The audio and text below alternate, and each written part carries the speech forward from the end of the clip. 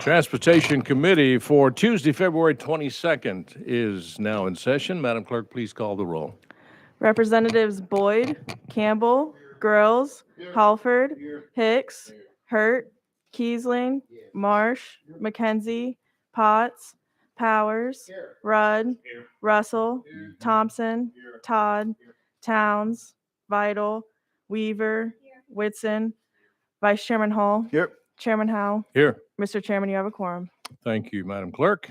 Any personal orders, committee? I hear crickets, so we shall move on to our calendar. We have 6 items on the calendar. We'll begin with number 1, House Bill 2664. We have a motion and a second. Representative Kiesling. Mr. Chairman, may I ask permission to present this from my seat? Absolutely. Well, thank you very much, sir. I appreciate it. On behalf of Speaker Sexton and Cumberland County, House Bill 2664, there exists there already a railroad authority, but it has been, of course, in the past years, it has been inactive. Currently, they're the only 2 members of that authority is county executive or county mayor, along with one other, and I think that other is a member of the county commission. This will finally, we need this. This will, Cumberland County will continue to operate. The summary is spot on. It will continue to operate the established railroad authority. So now this bill, this legislation will require that the county must have a board of directors. Now they've got themselves 2 options, either 3 or a 5-member board, and you know, we can get into the logistics of that and dissect those 2 options, but I don't really feel that that's necessary, Mr. Chairman. With that, I'll entertain any questions. All right, thank you, Chairman Kiesling. Any questions for the sponsor from committee? I hear a question on the bill. Without objection, we're voting on House Bill 2664. All in favor say aye. Aye. All opposed, nay. Ayes have it. Mr. Chairman, your bill goes to calendar and rules. Calendar and rules. Thank you, Mr. Chairman. Thank you And very numbers. Item number 2, House Bill 2044. The esteemed Deputy Speaker Johnson is at the podium. You're recognized, Thank you, sir. Mr. Chairman. There is an amendment that's traveling with the bill. Is that correct, Mr. Chairman? I'm advised that we probably need to adopt the amendment at 1013412. That's correct, Mr. I have Chairman. a motion on the amendment, a second. All in favor of adding the amendment to the bill, say aye. Ayes have it. All opposed, nay. Ayes have it. The amendment is on the bill. Would you please explain the bill as amended now? Yes, Mr. Chairman. This bill would allow temporary tags for automobile dealers or people buying new and used vehicles. Instead of getting a 30-day temporary tag and renewing it once, you get a 60-day tag. Now the temporary tag is $5.50. You get an additional 30 days for $6.50. That's what the bill does. All right. Any questions for the sponsor about this bill? Seeing questions not called on the bill. Let me just say personally, this happened to me last year when I bought my last vehicle, and my 30-day tag expired, and it was quite a process to try to get it extended. So I appreciate the bill. Mr. Chairman, Yes. if you buy a car next year at this time, you won't have that problem. That's good to know if we pass this bill. If we pass this bill.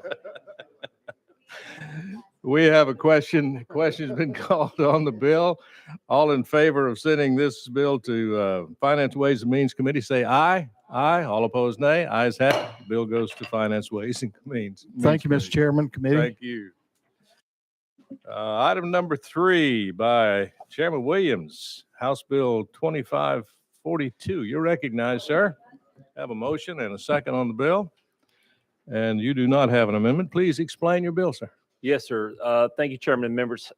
This bill would, several years ago, the Tennessee Clerks Association came to this body because local lenders were wanting to perfect their loans at the local level because they wouldn't have to wait 7 to 10 days for them to go to revenue and back to their communities. And so perfecting the loans, as you know, is really important. Since that time, at that time, they thought that the revenue was going to be able to give them a portion of the local fee that they were collecting. Currently, it's $11, $5.50 is supposed to go to the state, $5.50 is supposed to go to the locals.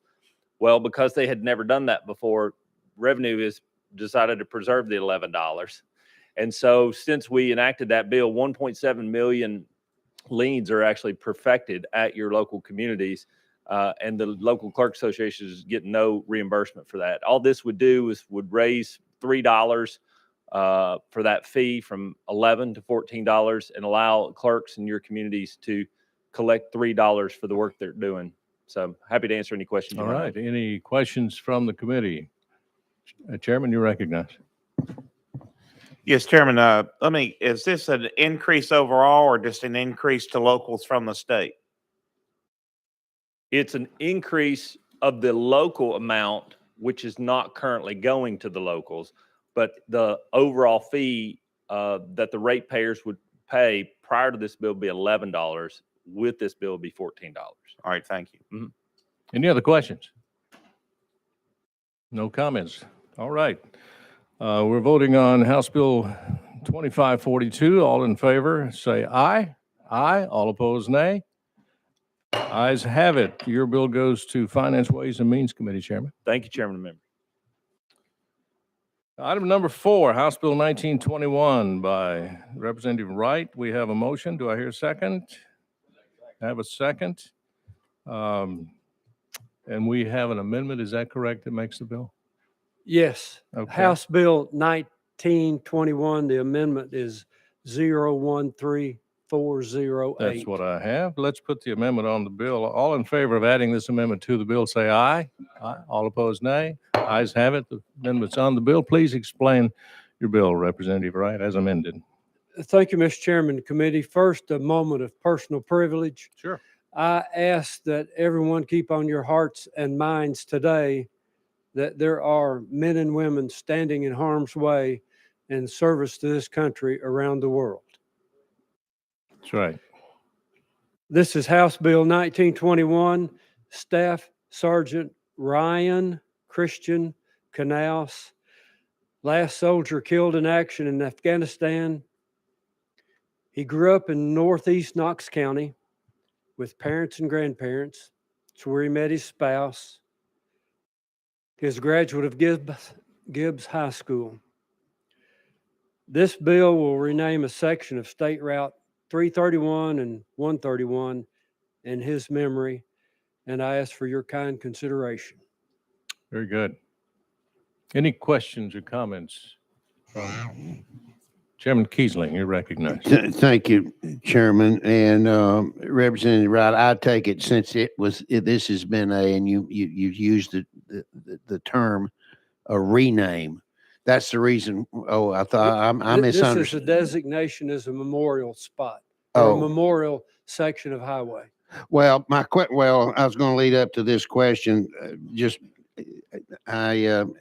I thought it was a renaming. That's the reason why you just didn't want to include it in the omnibus bill.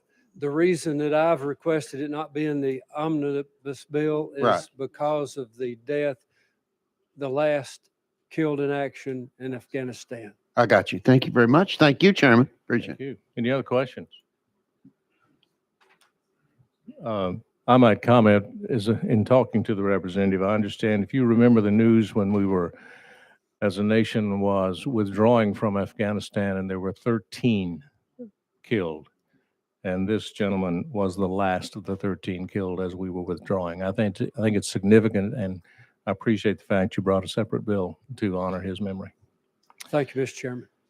Any other questions, comments? All right. We ready to vote on House Bill 1921. All in favor say aye. Aye. All opposed, nay. Ayes have it. Your bill goes to Finance, Ways, and Means Committee, sir. Thank you, Mr. Chairman and committee. Thank you. Item number 5, House Bill 2045 by Representative Grills. Have a motion and a second. Representative Grills, you recognized. Thank you, Mr. Chairman. What this bill does, in 2014, there was a budget crunch. So the veterans were getting 2 license plates, disabled veterans and Purple Heart veterans were getting 2 license plates free of charge. That was removed back down to 1. And all this does is give those veterans, those disabled veterans back that additional plate. So Okay, restores it. it's Back a like it restoration was. bill. I see. All right, you've heard the explanation, committee. Any questions, comments about this bill?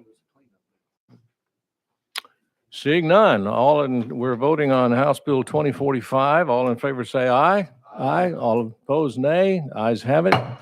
Your bill goes to Finance, Ways and Means Committee, Chairman. Also, Representative Grills, you have item number 6, House Bill 2322.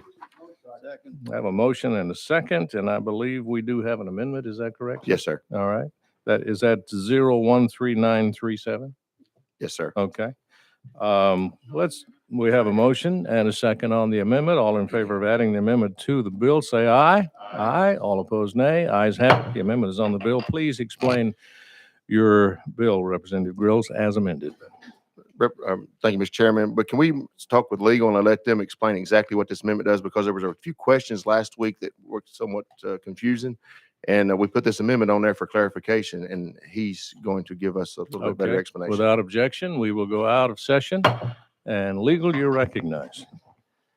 Joel Hayes, Office of Legal Services, Representative Grills Committee.